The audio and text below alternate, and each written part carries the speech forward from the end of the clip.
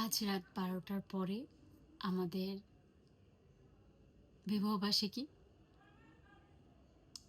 কিভাবে যেন একটা বছর কেটে গেল, টেরই পেলাম না। যাই হোক, ভিডিওটা করে রাখার কারণ হলো আজকে রাত 12টার পর আমাদের অ্যানিভার্সারি। এটা আমি জানি, দাসবাবু জানে, আমার শ্বশুরবাড়ির সবাই জানে, শ্বশুর শাশুড়ি, দিদিভাই, আমার বোনরা, আমার মা বাবা প্রত্যেকেই জানে।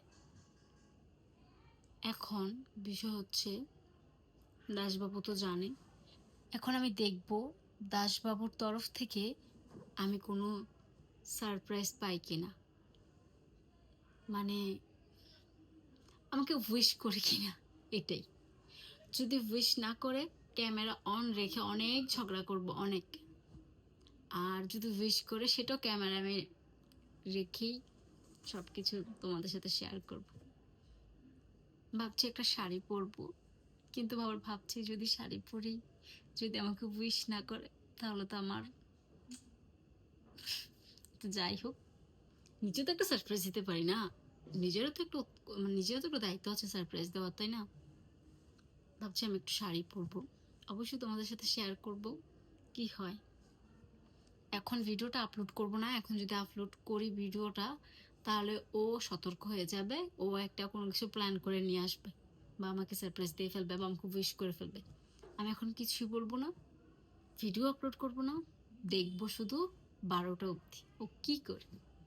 তাহলে এখন টাটা, পরে আবার আসছি। আমি তো শাড়ি পরে একদম রেডি, এখন শুধু অপেক্ষায় আছি দাসবাবু কখন আসবে আর আমার জন্য কি প্ল্যান করে রেখেছে। আর যদি কোনো সারপ্রাইজ না হয় তাহলে তো দাসবাবুর কপালে। আচ্ছা যাই হোক, আমাকে কেমন লাগছে অবশ্যই বলবে।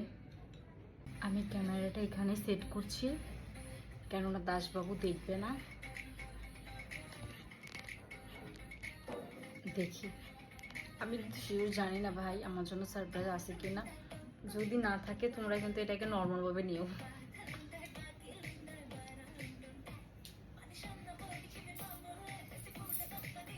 আমি যাচ্ছি, খুলছি, হ্যাঁ চাবিটা দিয়ে আসছি। কেকটা দিয়ে, হ্যাঁ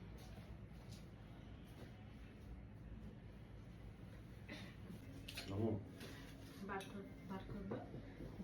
বেটি তুমি কই? এতে তুমি কই? তুমি কই? শাড়ি বুঝতে তো এক্সাইটেড।